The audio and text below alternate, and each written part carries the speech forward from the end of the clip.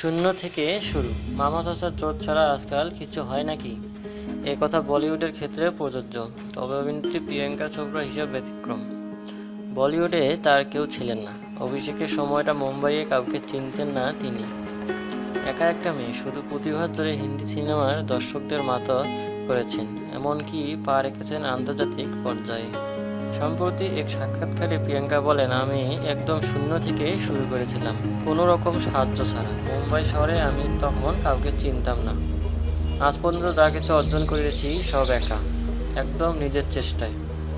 কারো সমর্থন বা সাহায্য ছিল না আমার সঙ্গে।